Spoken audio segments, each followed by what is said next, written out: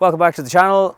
If you haven't hit subscribe yet, please do, and hit that notification button, because YouTube mightn't tell you when I have a new video up, and if you've hit that notification button, you'll get a notification on your phone the same way if I replied to something on your Facebook page or commented on your Instagram. So please do that, subscribe, hit notification. Even if you've already subscribed, please hit notification.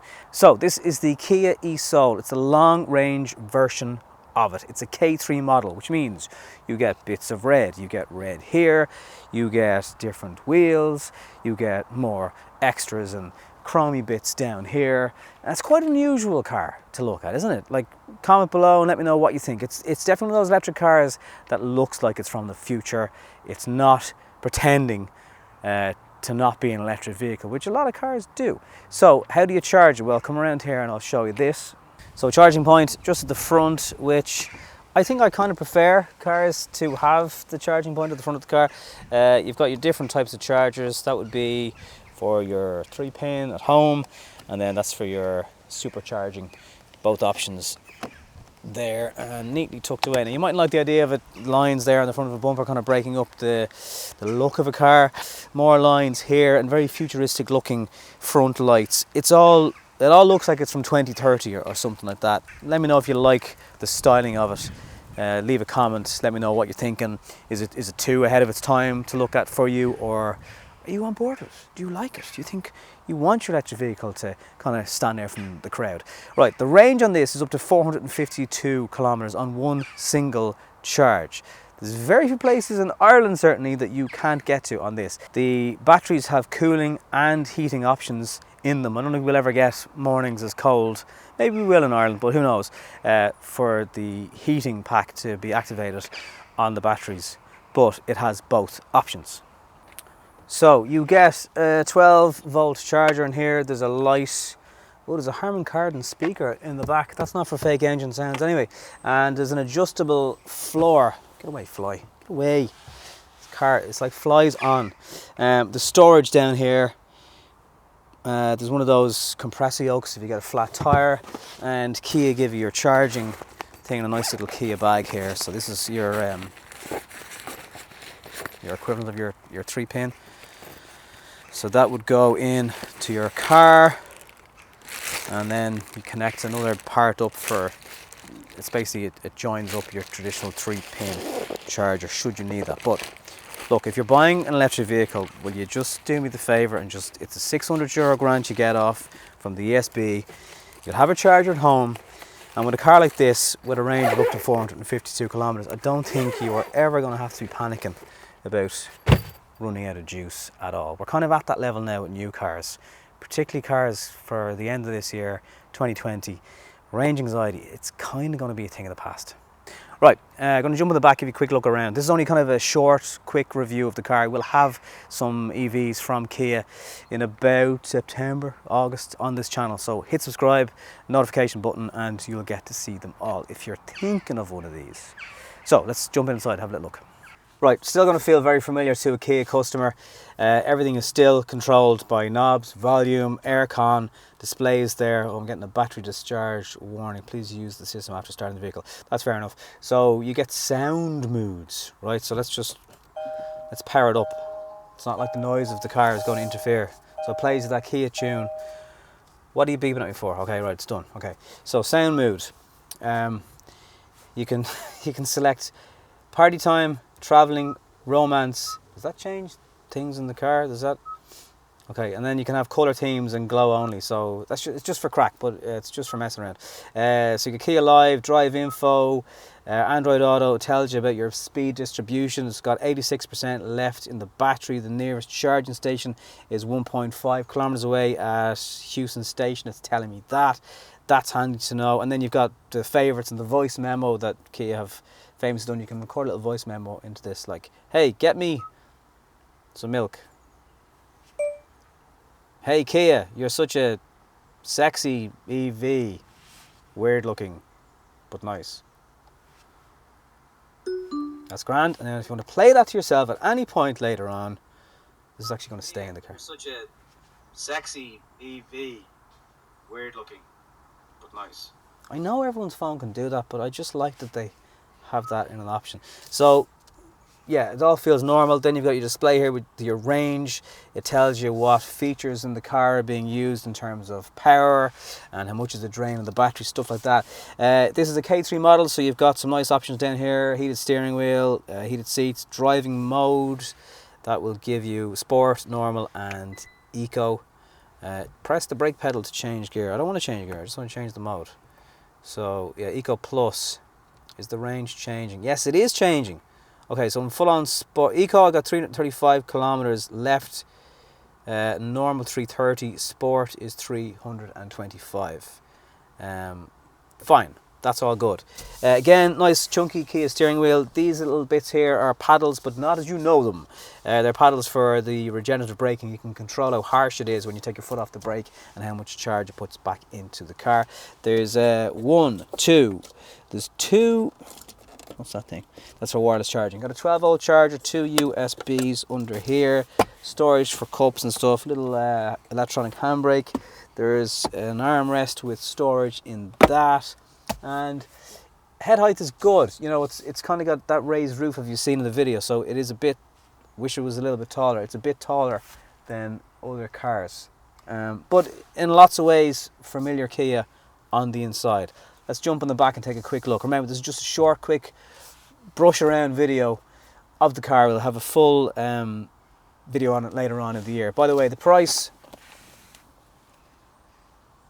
that's after grants. So, right, first thing that strikes you straight away is there is no raised tunnel part. It's a very flat floor. All 3 customers in the back will have tons of legroom. But let me just jump in and tell you more about this. So, what do we get? What do we get? We have 2 Isofix in the back. Little places there for luggage. There's none in the back of the driver's seat again. I'm noticing this more and more in cars. What is the story with that? Does anybody know? Can you comment? What is the story with passenger seat having somewhere to store stuff in the back, but front not? Right. There's an armrest. You can put cups into that. That is a USB. Well done. And let me just check out the height for leg room and head room. And oh yeah, that's solid. Yeah, decent head height. Oh, there's still a sticker on that because it's so new, this car. Hooks for coats. Yeah, dark, very dark in here, with the tinted option on the windows as well. It's quite dark and snug feeling. I always think that whirring noise from an EV is a little bit reminiscent of a supercharger.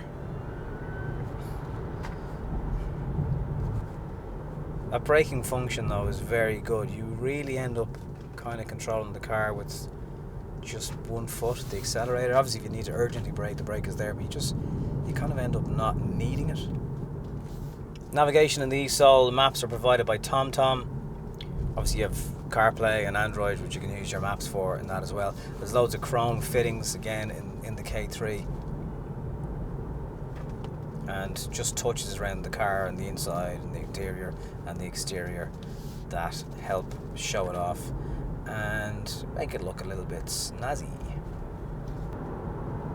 So you constantly have a graphic here displaying to you whether you're putting charge back into the car, whether you're using full power, whether you're using a mix of both. Similar display as to what you might find in certain hybrids that give you an idea of just what the battery's doing at any given time.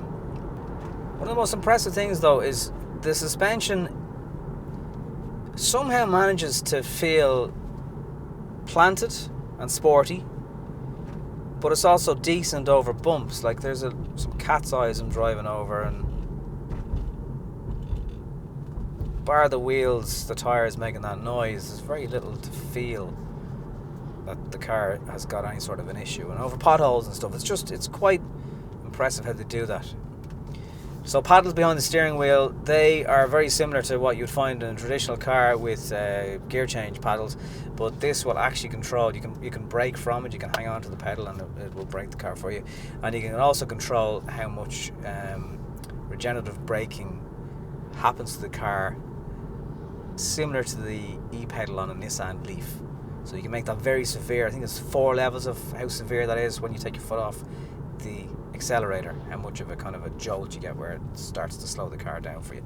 Every time you do that, you're putting charge back into the car. And you can turn it off completely as well. If you don't like that, or you just want it to feel like a normal, how a normal car behaves, you can do that too.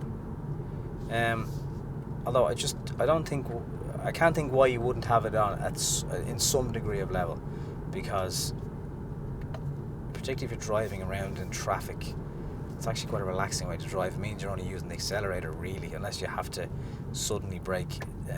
You don't use the brake pedal. I'd say it makes the brake pedal redundant 90% of the time in driving. So around this roundabout,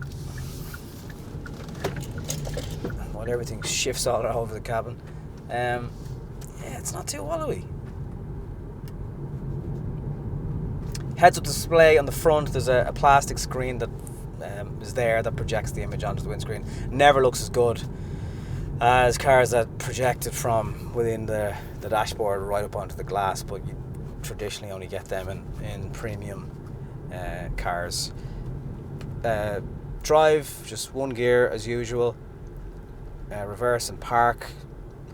This is the K3 one. If you're familiar with Kia, generally the cars start K2, K3 and K4 are the option people go for.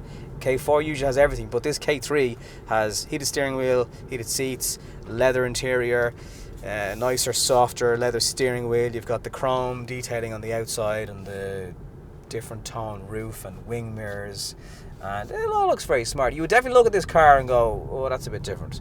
So I mean, obviously they have the Nero, the e-Nero as well. That looks more like a traditional car. This is a car that you're going to, and I think a lot of people that necessarily don't notice cars half the time will go, oh, what's that? It does look like something from the future. And sometimes people love that in electric cars so they can shout about it, and other times people just want an electric car. I suppose priority wise, is the price good? What's the range? And how it looks may not be as far up the pecking order as normal petrol or diesel cars. So Kia reckon this segment of car e-vehicles, PHEVs, are going to account for somewhere between 15 and 20% of their sales in the short term. This is not a long way off. A car like this is the long range version of it, 454 kilometers on a full charge, which really, are there many places in Ireland that you can't get to in a single journey with that level of charging? I don't think so. So by next year, car manufacturers, the countries are going to start getting fined over this. It's 95 grams per kilometre by 2020.